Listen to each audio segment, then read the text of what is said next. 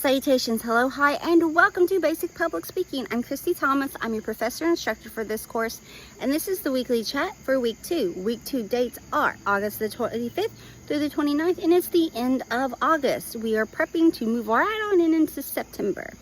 So let's discuss this week. So your last week was your first week, an introductory week. All the information. So I hope everyone is doing well and that you're not the setup hasn't scared you off or frightened you in any way. Again, I know it's a lot of information. That's first week. There's a lot to get out. So now let's just kind of talk about week 2. Week 2, our lessons are going to be speech genres and informative speaking. Both of those have their own speech modules. Those modules, you're going to find a Word document, a PowerPoint presentation, a video chat lesson, and in the informative speaking, you're also going to find a publisher PDF, which is kind of like the Word document, just a little extra on the end, and we talked about the little extras on the end. All right, so these first few weeks, month, we're really building our foundations when it comes to public speaking. So that's why we're diving into speech genres and informative speaking. Depending on which speech scholar or communication theorist or insert here, there is a variety of public speaking genres. For the purpose of this class, we talk about 3: informative, celebratory, and persuasive. Those are the ones that we deep dive into. But we can't deep dive until we get the basis, which is speaking about speech genres itself. So when you check out that module, you may think, why do I have, or why? Question mark. Great question. I love to tell you. So here we go. Speech genres, just like if you were watching a film or a television series, reading a book or a movie, they let us know what we're getting into. What do I mean by that? Say you go to the movies. You want to watch something scary, so you pick a genre that is in the slasher horror genre. Or perhaps you go watch a rom-com or thriller or a documentary. You know what you're getting into because of the genre alone. You know, that's what you want to watch. This is what you're going to get, animated, wholesome. That's what we're talking about here. Same way with music. You're listening to music, and you're listening to because A, you love the genre, or you know what you're getting to because of the genre. Is it R&B? Is it hip-hop? Is it pop? Is it Christian? Is it new metal? Is it punk pop? Is it... Insert here. Lots of genres. Lots and lots of genres. Well, public speaking genres work the same way. And just like other genres, there can be gray lines, they run the middle of the genres. But for the purpose of this class, like I said, we have 3: informative, celebratory, and persuasive. Informative speaking is just that you are speaking to inform. And I also want to note that public speaking is not as formal. It can be formal, obviously, where you're in a forum and you're speaking to a group or your class, or whatever the case may be here. But public speaking is also very informal with small group communication or face-to-face communication of just 2 people. So informative speaking is, again, speaking to inform. You could be telling someone how to get somewhere. Pretty informal. Or perhaps you are giving the history of a location, of a band, of a person, you're just giving us information. That's just it. When you're just straight giving information, it is informative. And what also falls under informative? Well, how-tos. This is the explanation of processes, theories, how something works, how to do something, how to create something. All of that falls in the informative because you're telling us how to do something. You're telling us, you're informing us. Pretty straightforward. And when I say there are gray lines, here's gray lines. Informative celebratory gray lines is you are giving us information in a celebratory speech, but the purpose of celebratory speaking is that it's usually gathering for a purpose. It could be a tribute, a memory, a graduation. Also think of pep rallies and stuff like that. All of that falls under celebratory because you're getting together and you're hyping up and you're with your community, and that community could be folks you work with, it could be your church group, it could be a social economic group, it could be your class, whatever the case may be here. It is your rallying together celebration. So that's where it's kind of gray, you know. You're giving information, but with celebratory, what makes it really stand out is you're gathering with your community. And community can be a lot of different things. You know, it could be your family, it could be a group of peers, it could be your graduating class, it could be your class entry. When you go to colleges and say you're going to a university in person and you're moving there and stuff, they usually have days prior to this school year starting that you go to the college and you go and you sit in auditoriums, or you may sit in classrooms and you listen to speakers, and it could be speakers that represent the school, or it could be a speaker specifically for the degree that you're seeking. So, you know, again, people love to give information. All that falls under celebratory. Your third main speech is informative / celebratory. Details to come later. Just kind of giving you a snippet of their difference. So, the gray line of informative and persuasive. Now, persuasive speaking is this is just the bare bones, cliff notes if you would. Informative speaking is you're wanting to sway your audience in the direction that you're pointing them. It could be a yay or nay. You're wanting them to change an attitude, a belief, a value, an idea. You want to convince them of something. Great examples of that are political speeches, but not everything persuasive is political. They're just really great examples. You know, think of it, creating or changing existing laws or amendments, whatnot. But it's not just that. A really informal persuasive speaking is commercials and taglines for restaurants and food, or whatever the case may be here. They're trying to sway you to buy their product or eat at their restaurant or try their product. And it could be they have a really great slogan, and ones that come off my head is you think of like Little Caesars pizza. You know, it's not saying eat my food, but it might come to your head. Oh, I want Little Caesars. You know, think of Saturday mornings, especially back in the day. You'd sit down to watch cartoons and there would be 1,000 commercials. Those commercials are trying to entice you to want something. All that falls under. Or just trying to convince someone on why. Think of the Batman film industry. How many actors have played Batman? Not just the film, but television as well, or voiced the character. How many people have played Batman? Quite a few. Perhaps you're trying to convince your friend why a particular actor was the best Batman. Or maybe you're trying to convince someone why a book is better than the film version, or vice versa. I don't know. I don't know your cup of tea. So the gray line here between informative and public speaking is that informative, you're giving them the information, but persuasive, you're going to end it. Well, not end it. It's trickled throughout the entire speech, but the end results, the goal, the end goal, there we go, is to persuade your audience in the direction which you point them. This is why we need to add a stop sign here. This is why a school day should be shorter, why there should only be 4 days in a school week and a 3-day weekend. The benefits to students and teachers are like, anyway, that's a whole nother tangent. So, speech genres, when you get into that chapter, really dives into the differences, the variations, and how they work with and coincide together. Informative speaking, which I really touch base a lot too in that little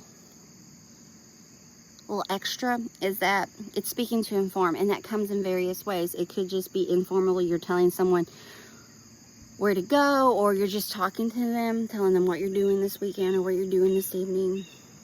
And it could also, think about if you gave a report in a classroom setting, you know, over a book or a lesson or a chapter or a theory or whatever the case may be here, or perhaps even in an extracurricular activity where you've had to give speeches or presentations. All those are informative. As long as you're not telling someone, or you're not trying to convince someone to go one way or the other or think a different way. If you're just giving them the information, perhaps you're setting them up for a future persuasive speech. But at the moment, you're just giving them the information. That's informative.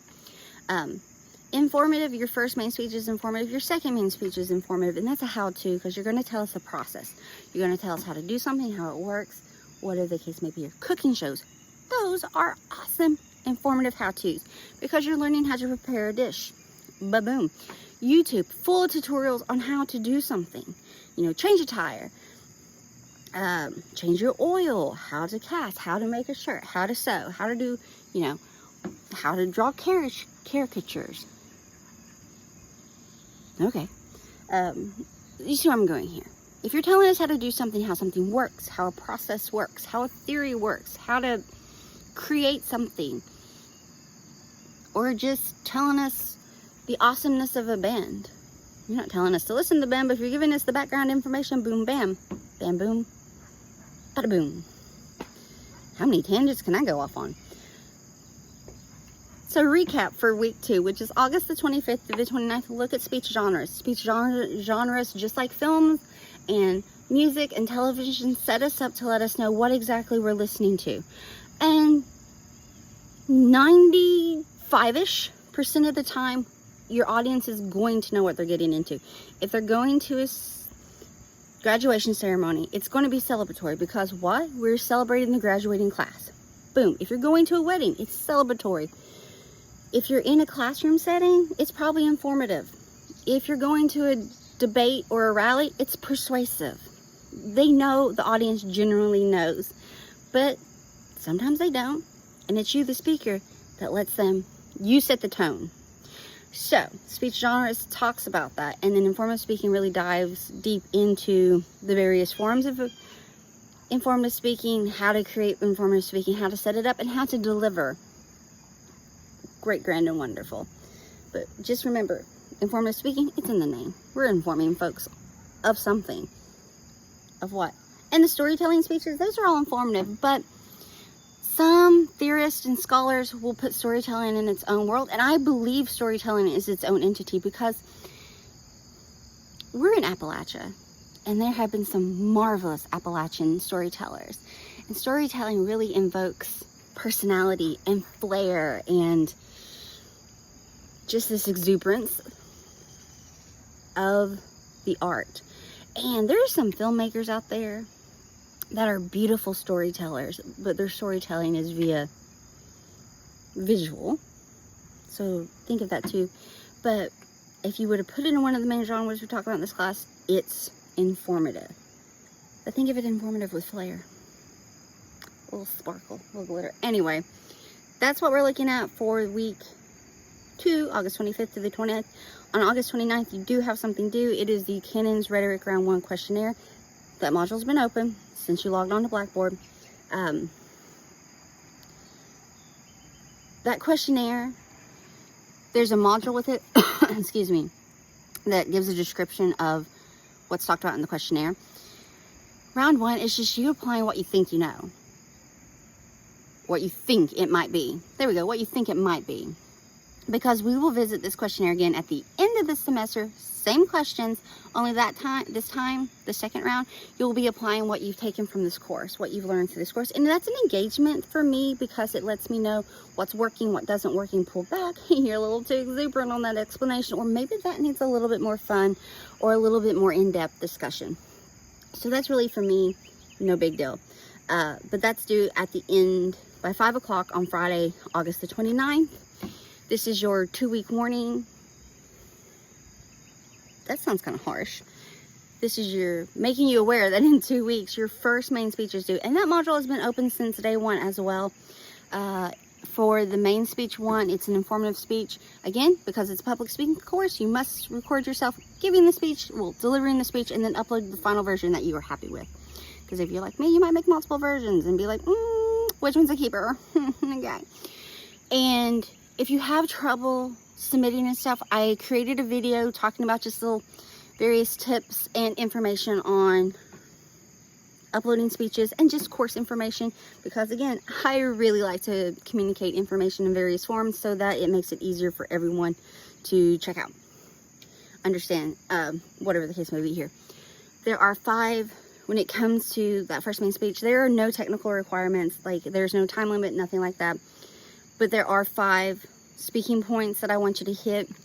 Details are in the module, Word document, or via video chat.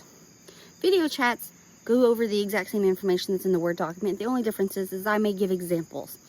But the 5 speaking points is A, introduce yourself. So give me the name that's on your roster, and if you go by something else, tell me that. So if your name is Cupcake and you like to go by Twinkle, please let me know. So that's 1, introduce yourself. Pretty straightforward. 2, discuss future endeavors. This could be if you are attending a school after ACTC, or if you're currently dual credit, perhaps you know where you're going after you graduate. Or if you don't want to discuss that, because everyone asks all the time, where are you going to school? What are you doing? What do you want to be? You can discuss all that. By no means, I am not deterring you. Or within this future endeavor portion, you can also talk about a dream job. If money and time and location was not a factor, if you could do anything or go anywhere in the whole entire world, or a dream job, what would it be? You know, perhaps there is a school in Europe that you would love to attend, but you know, it's costly. You could talk about that. Or if you could have a dream job, like, you know, if you would ask me when I was a child what I wanted to be when I grew up, I had a list. Actress being one. Well, really clothes making, which I ended up getting a degree, but that's not the point of this. Or an archaeologist. Loved it. It fascinates me. Ancient Egyptian, Greek, all that fascinates me. So if you had like a dream job, or if your idea of future endeavors is just laying by the beach and being a beach bum for the rest of your life and checking all the beaches in the world, do so. Or if you want to backpack through some gorgeous countryside, talk about that. So when I say future endeavors, this could be set in stone, what you are seeking your degree in, where you're going to school at. You know, perhaps you're going to school for marine biology and you're attending a beautiful school in Florida. Or perhaps you are going to be a nurse and, you know, you're going to do a few years with this school and then you're going to transfer to this school. Or perhaps you want to be a teacher and you specifically want to be, you know, an early education teacher, or you want to be a high school history teacher. So you can talk about, or you can talk about all of the above. You can talk about what you're going to school for, or what school you're going to, or both. And then talk about if, you know, you could do anything in the world that you wanted, that, and money was never not, like you never had to worry about money or a location or anything like that. What a dream job, or a dream, or a fantasy post, or I say post educational, but what a future would be. You know, maybe you make a time machine. I don't know. You let me know. So that's your first 2 things. Introduce yourself and then discuss future endeavors. Real or whimsical. 3rd, discuss something well known about you. What do I mean by that? It's something that if someone says your name, everyone knows about you. Maybe it's, oh, they were a cheerleader all through school. Like I'm talking elementary through, or they played baseball, or they work here, or it's just something known about you that everybody kind of knows. It's no secret, you know, they drive this car, or, you know, they're really into growing flowers, or they're really into reading books, blah, blah, blah, blah. So that was your 3rd one. Your 4th one is discuss something not as commonly known. Now, please don't take that as I want to know deep, dark secrets about you, because that's not what I'm asking. I'm asking maybe only those in your closest circle know. So perhaps you're really into sci-fi and not a lot of people know unless they really get to know you. Or perhaps you're really into drawing. Or, you know, maybe you like to restore cars on the weekend and no one knows unless they're really close to you. Or perhaps you're really great at making a specific dish. Or you really like playing in the kitchen. But again, people don't know unless they really know you. So recap that, introduce yourself, future endeavors. Real or whimsical, something commonly well known, and then something not as commonly well known, but no deep dark secrets. I don't need that. No. Not asking that. And then finally, what brings you joy? What makes you smile? What brings happiness to you in this world? So, I kind of went into depth a little bit more than I intended to, but always, if you have questions about that speech, check out the module. It's a great location. So once you hit those points, again, there's no time limit, nothing else is due. The only thing to do with this is a video. No time limit, nothing. Minimum, max, nothing. You know, we're just diving into public speaking, into giving speeches. So, recap, August 25th, 29th, that's week 2. You have your lessons are over speech genres, informative speaking. They each have their own module. You also have on the 29th, the Cannon's Rhetoric Round 1 is due. You have your heads up that at the end of week 3, so on September 5th by 5 o'clock, your first main speech is due, and that's an informative introduction speech. Details can be found in the module itself with a Word document and or via email, video chat. Video chats go over the same information as the Word documents. They just have more examples and flair because obviously I like to chit-chat. So, with that being said, if you have any questions or concerns, oh yeah, there's also an uploaded video on tips and information for the course, and that will remain open throughout the course as well. So you can always check it out. So, again, any questions or concerns or just need to chat, please email me and I'll get back to you as soon as possible. A reminder that week 3, Monday is Labor Day, which doesn't really apply to this class so much because we meet online. So the information will be posted probably Monday anyway, but I'm just letting you know, well, stuff's already open. I don't know why I said it would be posted. Information's already up and ready to go for that. So, have a fabulous day, a wonderful week, and until the next video, bye.